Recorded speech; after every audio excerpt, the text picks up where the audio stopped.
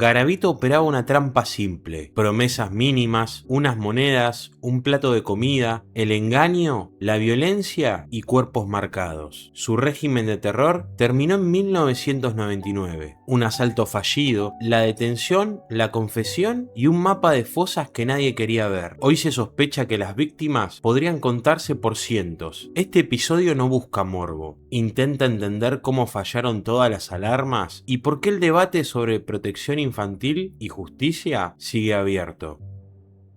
Bienvenidos al canal, ¿cómo están? Hoy vamos a narrar el caso de Luis Alfredo Garavito Cudillos, de cómo era un depredador hábil y cómo es considerado prácticamente el mayor asesino en serie de la historia. Si sos sensible, te advierto no veas este video, pero también vamos a hablar con respeto por las víctimas. Si te gustan los documentales de crimen, historia o misterios, te invito a que te pongas cómodo. Y ahora sí, vamos con el caso. Luis Alfredo Garavito nació el 25 de enero de 1957 en Génova, Quidio, Colombia. Era el mayor de 7 hermanos en un hogar pobre, criado en un país atravesado por la violencia, una constante guerra de guerrillas entre los conservadores y liberales, que empujó a su familia, como a tantas otras, a mudarse a Ceilán, Valle del Cauca. Pero la violencia no solo estaría en el país, también en su casa. Su padre, un alcohólico e infiel, tenía constantes peleas con su madre, frente a sus hijos. Los niños atravesaban un descuido general. Garavito relató, tiempo después, que sufrió castigos físicos severos desde los 6 o 7 años. Era atado a un árbol y golpeado con un machete durante horas. Además cuenta que en una ocasión dormía con su padre y este lo habría tocado. A eso se suman ataques sexuales muy violentos por parte de un vecino amigo de su padre, que además del delito sexual, incluía tortura y lesiones. Tras uno de esos episodios, canalizó la ira con crueldad hacia animales, matando y abriendo aves, y luego dijo haber sentido vergüenza y remordimiento. En su casa era llamado como imbécil, bastardo y otros insultos. Su padre solo lo buscaba para trabajos o mandados. Garavito asistía a la escuela Simón Bolívar, en Ceilán. Empezó colaborador y alegre, pero pronto sufrió burlas y acoso. Por sus lentes y su extrema timidez, lo apodaron Garabato. Los docentes notaban su deseo de aprender, pero también frustración por su mala memoria y dificultades de comprensión. Se aislaba y prefería jugar solo, y reaccionaba con arrebatos de ira contra quienes lo hostigaban, pero luego contaría que los profesores nunca intervinieron. Hacia 1968, por presión de su padre, abandonó el 5º grado para trabajar. También le prohibieron tener amistades o noviazgos. En la adolescencia aparecieron sus primeras conductas sexuales inapropiadas. Sus primeras víctimas serían sus propios hermanos. Cuenta que insinuaba a sus hermanos a que durmieran todos juntos desnudos en una misma cama, pero que no hubiera pasado más de ello. Ya siendo agravante la falta, los especialistas advierten que los agresores tienden a endulcorar sus historias. En paralelo, accedió al alcohol mediante familiares y desarrolló una adicción. En 1972, su madre lo encontró intentando atacar a un niño de 5 años. En 1973, en una estación de tren en Bogotá, volvió a intentarlo con un niño de 6 años. El chico gritó, lo detuvieron, pero Garavito restó importancia a lo ocurrido. Su padre lo reprendió con comentarios homofóbicos y las peleas aumentaron hasta que fue echado de su casa por comportamiento homosexual. Ya joven, trabajó como asistente en una caja de compensación y en una cadena de tiendas. Cursó marketing, pero acumuló conflictos con jefes y clientes que escalaron a peleas. Después fue vendedor ambulante de artículos religiosos y trabajador migrante. En Trujillo se vinculó con Luz María Ocampo Orozco, maestra y madre soltera. Asistían a misa y Garavito empezó a proyectar una fachada de novio atento. Varias parejas lo describieron amable en público cuando estaba sobrio, pero celoso, controlador y maltratador al beber. Eso derivó a escándalos locales, murmullos y desalojos sucesivos. Todo este contexto de violencia explica cómo se va deformando una persona, pero no justifica sus actos. Las señales de alerta estaban ahí: abuso en la infancia, hostigamiento escolar, crueldad hacia los animales, una característica de muchos asesinos asesinos en serie, consumo problemático, estallidos de ira y control y maltrato hacia sus vínculos. Con los años, Garavito fue puliendo un modo de manipular, ganarse la confianza, moverse en entornos vulnerables y ocultar su impulsividad detrás de un rol socialmente aceptable. Esa doble vida será clave para entender su método y la ferocidad de su etapa criminal. De este pasado horrible sale un adulto que aprende a leer debilidades, ofrece ayuda, miente, aísla y ataca. Pero esa manipulación va a ser la que se va a transformar en su modus operandi. Solo y cada vez más sumido en el alcohol, Garavito empezó a rotar de trabajo, se acercó a círculos pentecostales y en paralelo dio paso a sus impulsos criminales. Su método fue siempre similar: captar a chicos con promesas simples, unas monedas, comida, una ayuda y alejarlos de la vista pública. Sus víctimas tenían entre 6 y 16 años. Con frecuencia eran niños en situación de vulnerabilidad, de calle o con bajos recursos. Al comienzo los ataques no terminaban en homicidio, pero dejaban marcas y secuelas. Pronto la violencia escaló. Raptaba a niños, los llevaba a los montes y mientras los agredía sexualmente los torturaba, apuñalándolos. Se aseguraba de extender la tortura para que no murieran de inmediato. Cuando Garavito llegaba al clímax, los degollaba. Buscó atención psiquiátrica por cuadros de depresión, estuvo internado brevemente y también cayó preso por un hurto. Aún así, nunca contó su fijación con menores ni su patrón de ataques. Para entonces ya agredía al menos una vez por mes y llevaba un registro en una libreta. El 4 de octubre de 1992 lo atraparon infraganti, pero recuperó la libertad, según versiones, tras sobornar a la gente, y retomó su ciclo. En esos años se obsesionó con la figura del asesino serial y llegó a decir que una voz le ordenaba matar. Su selección apuntaba a chicos de la calle o de familias con escaso respaldo, lo que demoraba las alertas. Usaba ataduras, amenazas con arma blanca y una violencia extrema que derivaba en homicidios, a veces en mutilaciones pensadas para confundir a los investigadores. Evadió a la policía porque actuaba en zonas aisladas, elegía víctimas con baja capacidad de denuncia inmediata y se movía entre jurisdicciones sin coordinación. Varias veces fue sospechado y aún así logró salir. Su nombre, sin embargo, quedó en expedientes y pistas que, años después, encajarían. También repitió rituales que lo delataron. Guardaba recuerdos, boletos de bus, papeles con horas y lugares en bolsos negros que dejaba en la casa de su hermana. Y solía permanecer en las cercanías tras los crímenes, bebiendo hasta perderse. En entrevistas, documentales y actuaciones judiciales, Garavito admitió múltiples homicidios. Su secuencia típica: ingerir aguardiente o brandy, seleccionar al menor, llevarlo a un sitio apartado, intimidarlo con un cuchillo, someterlo y provocar lesiones de arma blanca hasta causar la muerte, mientras abusaba sexualmente de ellos, con cortes en zonas vitales. La suma de confesiones y hallazgos llevó a estimaciones de víctimas que superan el centenar. Lo más inquietante no es solo el monstruo, sino el sistema que no lo vio a tiempo: vulnerabilidad infantil, jurisdicciones que no se hablaban y un agresor que aprendía con cada ataque. Tras un crimen cerca de Buga en 1998, Garavito se quedó dormido borracho mientras fumaba. Se prendió fuego a sí mismo y al pastizal. Huyó, pero dejó restos y pistas que la justicia conectó con otro caso en 1996, en Tunja. Cuando la policía interrogó a su hermana, ella entregó las bolsas con recuerdos, boletos, notas, objetos que lo ataban a múltiples escenas. El jueves 22 de abril de 1999, en la zona rural de Villavicencio, Garavito había raptado a un menor con intención de atacarlo y asesinarlo. Un hombre en situación de calle oyó los gritos, intercedió a piedrazos y lo obligó a escapar. Auxiliaron al niño y dieron aviso. En minutos se montó un rastrillaje con patrulleros, taxis y autos particulares. Al atardecer, el sospechoso salió del monte. El menor lo identificó de inmediato y la policía lo detuvo. En la comisaría dijo llamarse Bonifacio Morena Liscano, vendedor ambulante. Con ese alias se abrió la causa por tentativa de ataque sexual, pero en junio de 1999, un equipo del CTI de la Fiscalía, con apoyo de Das Sillin y el psiquiatra forense Oscar Armando Díaz Beltrán, cruzó casos de los 9 departamentos. La pieza clave: el frente de armería del Dr. Álvaro Vivas Botero, el análisis morfológico de Carlos Hernán Herrera y el informe del fiscal Fernando Aya sobre el caso Morena Liscano hizo que el rompecabezas se cerrara. El detenido era Luis Alfredo Garavito. El 28 de octubre de 1999, la fiscal Lili Naranjo y el investigador Aldemar Durán lo indagaron durante 8 horas. Sin saber cuán avanzada estaba la investigación, terminó confesando múltiples hechos: Santa Bárbara, los 3 niños de Génova, Tunja, Villavicencio, entre otros. En los meses siguientes, describió secuencias y señaló fosas que aún no se habían hallado. Con pruebas materiales y confesiones, la fiscalía lo vinculó no solo al niño Ronald Delgado Quintero, donde se hizo pasar por discapacitado con muletas y gafas, sino también a los 3 niños de Génova y a por lo menos 172 homicidios de menores en 11 departamentos. El primer asesinato reconocido se registró en Chamundí en octubre de 1992. Fue atrapado por la suma de detalles: el vagabundo que intercedió, la identificación del niño, las bolsas con recuerdos en casa de su hermana y un equipo que por fin coordinó entre provincias. En criminalística hay asesinos en serie que guardan recuerdos de sus víctimas para revivir el ataque, pero esto muchas veces es lo que termina por incriminarlos. Garavito fue acusado formalmente por 138 homicidios. El 13 de diciembre de 1999 recibió una sentencia acumulada superior a 1853 años de prisión, pero en Colombia las penas se cumplen de manera concurrente. En ese entonces, el tope legal no completaba más de 3 décadas tras las rejas. En 2006, tras admitir los hechos y colaborar con la investigación, se le redujeron 22 años a su condena. Además de Colombia, admitió hechos en el exterior, como Ecuador y Venezuela. En Ecuador recibió otra condena de 22 años por 2 víctimas, en 1998. La Fiscalía, Justicia y prensa especializada lo catalogaron entre los peores asesinos seriales contemporáneos, con un registro meticuloso de sus crímenes en cuadernos y objetos que guardaba como recuerdos o trofeos. En este punto siempre se abre un debate: ¿qué significa máxima pena cuando el daño es incalculable? La causa expuso también grietas en el sistema colombiano de ese entonces, como vacíos en la coordinación entre las comisarías, y dejó una pregunta incómoda: ¿cómo se repara algo que no tiene reparación, que no tiene cura? Durante sus años en prisión, su historia fue abordada por múltiples medios. En el episodio de Rastro de un asesino de Discovery Channel, Garavito repasa su vida y las confesiones. En Mentes Criminales y coberturas con testimonios de sobrevivientes, Los Informantes y registro del relato de William Trujillo, además de John Iván Sabogal y Bran Perner Álvarez. En 2024, HBO Max estrenó la miniserie documental de 4 episodios Garavito, la bestia serial. También quedó inmortalizado en libros como El gran fracaso de la Fiscalía, 192 niños asesinados, de Mauricio Aranguren, y Los monstruos en Colombia sí existen, de Esteban Cruz Niño. Permaneció recluido en la cárcel de máxima seguridad de Valledupar, aislado de la demás población, hasta su fallecimiento. En 2020 fue diagnosticado con leucemia y también padecía cáncer ocular. Murió el 12 de octubre de 2023 alrededor de la 1 de la tarde, en la clínica Nueva Santo Tomás del Caribe, en Valledupar, por múltiples complicaciones de salud, según informarían las autoridades. Que su final no eclipse lo esencial: entender cómo operó, por qué fallaron los controles y cómo proteger a los menores de bajos recursos para que esto no vuelva a repetirse. Los monstruos no aparecen de la nada, se incuban en silencios, abandonos y fallas que nadie quiso ver. Eso no explica ni excusa, apenas señala las grietas por donde comienza el horror. Entre 1992 y 1999, demasiados niños quedaron fuera del radar del Estado, de la escuela, de la comunidad. Hoy la pregunta no es solo cómo pasó, sino ¿qué hacemos distinto? ¿Creerles a los niños? ¿Cortar a tiempo los círculos de violencia? ¿Articular justicia, salud y educación? Y no romantizar la indiferencia. La memoria sin morbo, la justicia sin atajos y la prevención sin olvido son el mínimo homenaje. Si este tema te moviliza, busca en tu localidad las líneas de protección a niñas, niños y adolescentes, porque la verdadera reparación empieza cuando cada chico deja de ser estadística y vuelve a ser prioridad.